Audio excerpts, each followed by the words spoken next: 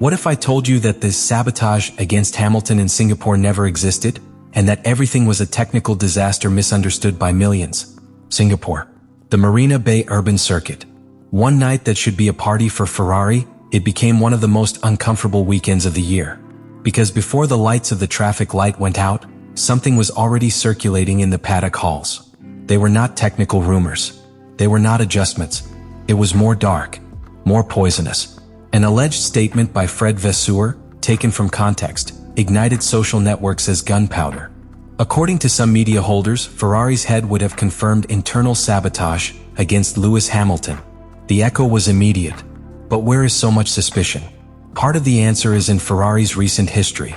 The Scuderia has dragged for years a reputation of erratic decisions, internal tensions, and inexplicable strategic errors. It is not the first time that Ferrari's name appears linked to words such as crisis, division, or even betrayal. And the arrival of a 7-time world champion like Lewis Hamilton only added more pressure to a structure that already lived on the edge of collapse. While serious analyses, telemetry data, and technical testimonies explained what had really happened, a part of the public had already decided what story to believe. Because in the digital age, the truth is not always the most important. What matters is what story is told first, and with more emotion. This was Singapore's real drama, not the alleged sabotage, but how a legitimate technical error was transformed into a viral scandal without foundation. And the most tragic thing is that, in the midst of confusion, nobody was listening to what Ferrari really had to say. What really happened in Singapore has nothing conspiracy. It was something much more painful for any team that aspires to a title. A predictable, avoidable, but not contained technical failure. Ferrari was not a victim of a betrayal. Ferrari was the victim of his own car. From the first bars of the Grand Prix, the engineers noticed anomalous parameters in the brake sensors of the SF25. And most worrying, they affected both cars. The first symptom was subtle, barely noticeable for those who looked from home, but evident to those who were behind the wheel. On lap 2, the yield of the braking system began to degrade dramatically. From there, the team had no choice but to apply a desperate containment strategy: lift and coast. That tactic so hated by the pilots and so feared by the teams. The lift and coast consists of lifting the accelerator's foot long before the usual braking point. The objective is not to save fuel as some suppose, but to reduce the thermal load on the brakes. Less speed, less kinetic energy, less heat. But this, in a circuit like Marina Bay, the most demanding calendar in terms of constant and prolonged braking, is almost a competitive death sentence. Frédéric Vasseur explained it frankly. The brakes began to overheat not due to a timely failure, but due to poor airflow management in adverse conditions. The urban circuit of Singapore combines extreme temperatures, suffocating humidity, and constant traffic. Cars rarely have clean air, which means that the air that feeds the brake ducts is vitiated, dirty, and hot. That was the great SF25 failure. The design of the brake cooling system was not optimized for such an aggressive thermal environment. Ferrari knew it. In fact, the problem had already suggested in the simulator sessions and the post-carrier analysis of the previous year.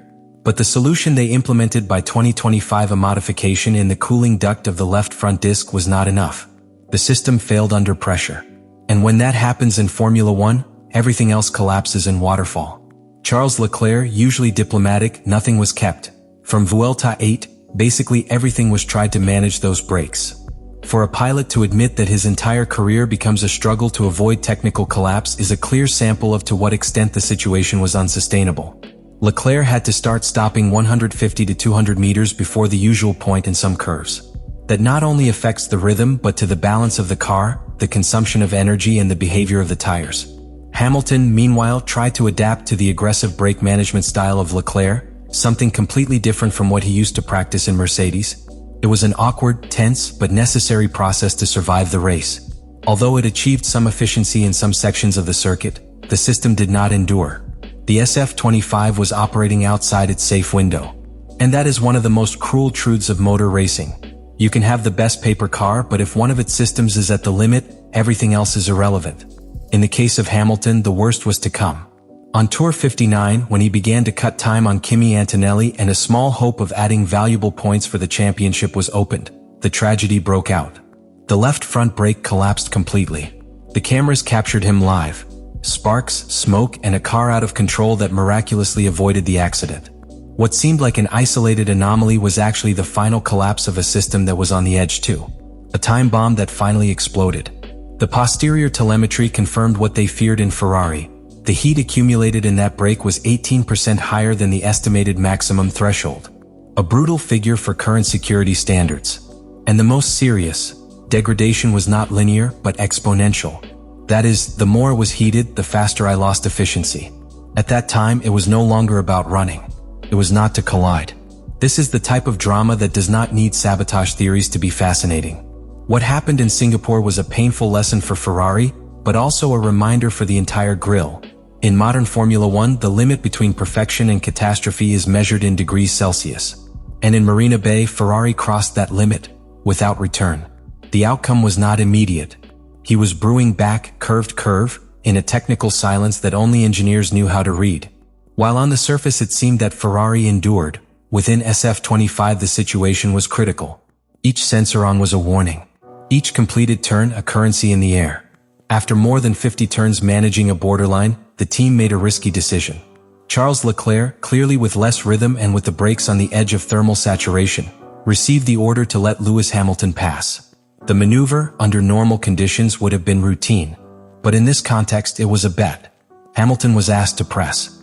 That was for the position of Kimi Antonelli, who was ahead with a Mercedes still competitive, although also managing his own mechanical limits. That moment, the weekend tone changed. Ferrari went from offensive survival. Hamilton, faithful to his champion instinct, accepted the challenge without hesitation. He began to close the difference with Antonelli at the rate of several tenths by return. His piloting at that time was clinical. Aggressive in traction areas, precise in slow curves, optimizing every meter of the Marina Bay track. But under that brilliant recovery, the left front brake kept writing another story. The overheating, which had been contained for hours by lift and coast, now shot without control. Each braking was a double bet or nothing. On lap 57, the data showed temperature peaks that exceeded 1,100 degrees Celsius. This was not just risky. It was directly dangerous. On Tour 58, Hamilton reported on radio a change in pedal behavior. He became spongy, less reactive. The engineers knew what that meant. The hydraulic pressure was falling. The system no longer responded as it should. But there was no going back. Hamilton was half a second by return faster than Antonelli, and there were 3 laps left. Then the time came. Return 59. Upon reaching the braking of curve 7, one of the most demanding points of the layout, the left front brake collapsed. Did not reduce. He did not respond. Hamilton stepped on the brake and the car did not stop as it should. Sparks sprouted from the album like flares. The car was unbalanced and for a moment, everything remained in the hands of the pilot's reaction. It was at that time that the experience marked the difference between an abandonment and a tragedy. Hamilton did not block. He did not panic. He opened the trajectory slightly, released the brakes, stabilized the car and managed to avoid contact with the wall.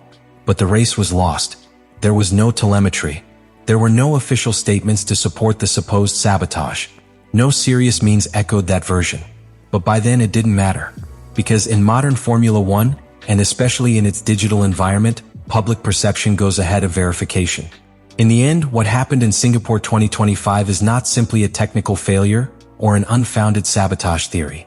What really gets in evidence is more deep, more systemic. This is the clash between narrative and reality, between the complexity of a sport that requires millimeter precision, and an audience that, many times, seeks simple explanations for complex phenomena.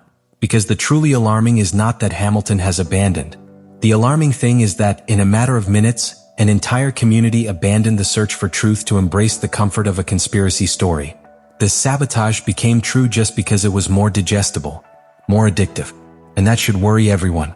Ferrari, meanwhile, is exposed. Not for betraying his star pilot, but for continuing to repeat errors that we thought we were over. Because what failed in Singapore was not a loose nut, nor a defective piece. It was a poorly managed design, a braking system that had already given alarm signs, an operational structure that still does not know how to react under pressure with the forcefulness required by the elite. And that, in a season where every tenth matters, a championship can cost. After knowing the facts, the data, the technical testimonies, and the most rigorous analyses, do you really believe that there was sabotage?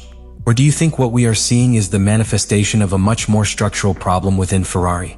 To what extent are we, an audience, willing to distinguish between a technical failure and a viral history? Your opinion matters.